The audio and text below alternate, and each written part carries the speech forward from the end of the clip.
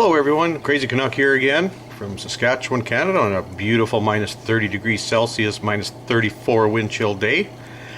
And just to give that a little bit of context, let's take a look at the normals for this time of year.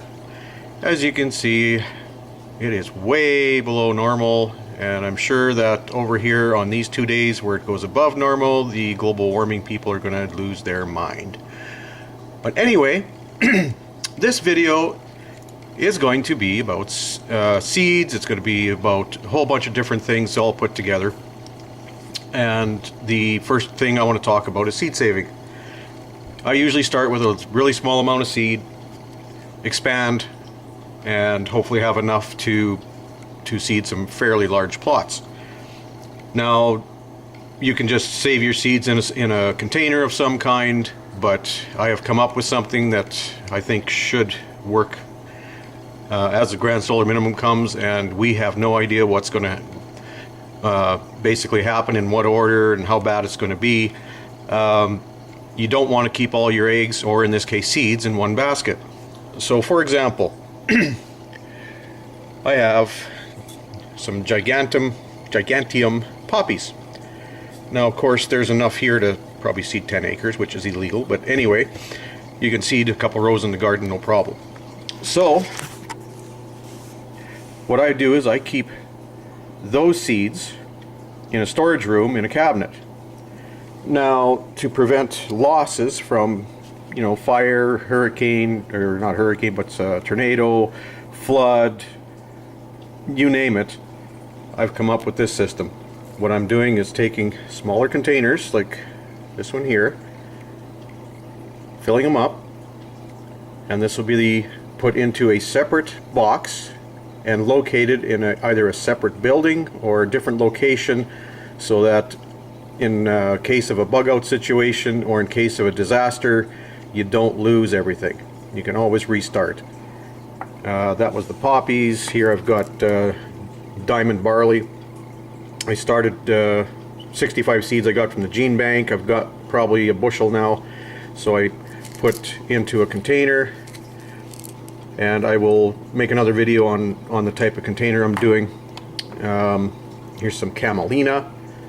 If you're looking for something that's got a short season and you can make oil out of it, you can it's got a lot of different uses. It's also called false flax. Here's another one. It's called Diana fava beans. I got these from Osborne Seeds.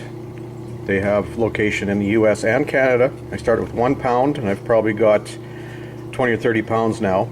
And this is a handy little container I found at a dollar store, and it actually kind of screws into place. It's fairly large, so I'm using the larger containers like this for the larger, like the beans, peas. These ones are going to be used for the really small seeds, like the, you know, flax. Here's Norelta flax. I actually started with 200 seeds from the gene bank, and now I've got enough to split everything up, and then of course everything else. Now, general rule of thumb I like to use is, when you've got your seeds for planting, don't plant any more than half. If you have a crop loss, you need something to fall back on. So none of these big quantities of seed will be totally seeded out.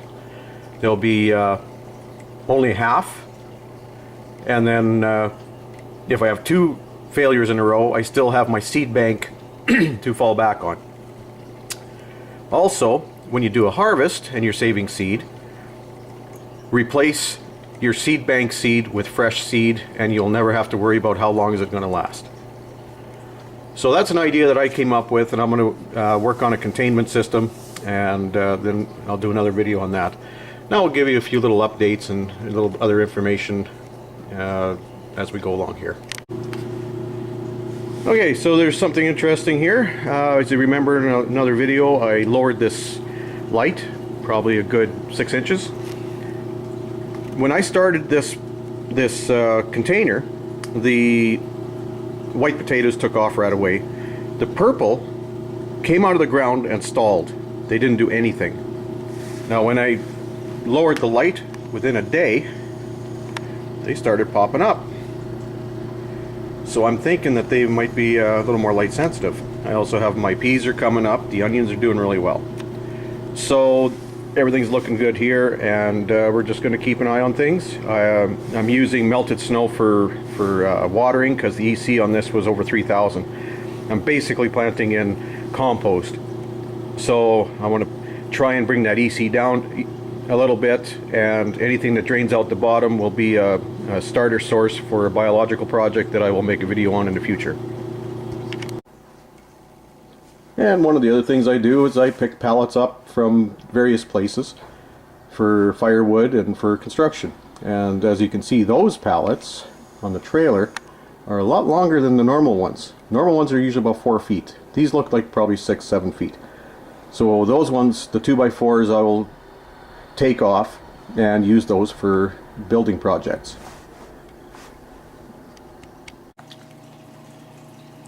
So if you all remember the biodiesel I made, there's the finished product. Nice and clear. This is ready for the truck. And when it warms up a bit, I'm going to put it in there because the truck's never run on biodiesel before. So the first thing that'll happen is when you start adding biodiesel, it's going to clean up your system, and you could have a fuel filter problem. So what I will end up doing is once it warms up, I'll put this in, run the truck for a couple days, and then change the filter. It's due for a change anyway, so it's a good time to start doing this. The last truck I used biodiesel on, I started with 1 liter. The next time I'd put in 10 liters and then mixed half and half and just worked my way up, and it worked really well. Never really had a filter problem on that truck.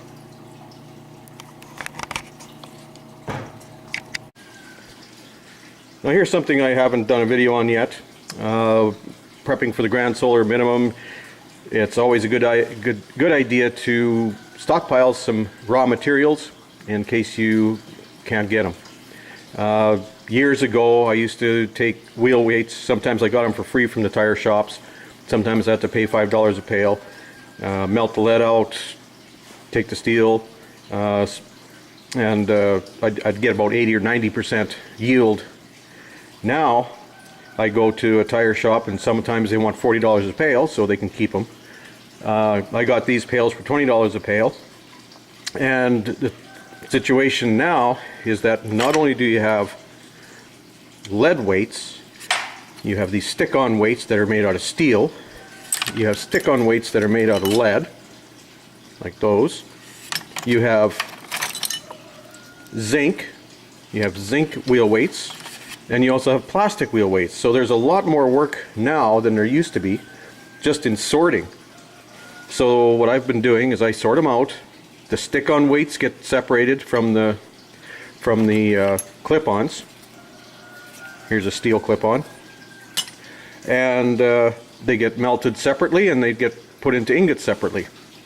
Now there's an ingot of the clip-on wheel weight lead, and here's an ingot of the stick-on wheel weight lead.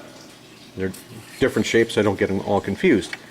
So once you've got a stockpile of these, you can use them for reloads to make bullets. Just get the molds to do that, or fishing weights, or whatever little projects you might need lead for, or a heavy material. But always a good idea to stock up on your raw materials. And I think that's about it for this video. Just a little collage of different things that I got going on, and hope everybody's staying warm and is prepped and ready for the Grand Solar Minimum. So that'll be it for this video. Like if you like, subscribe if you haven't, and we'll talk to you soon.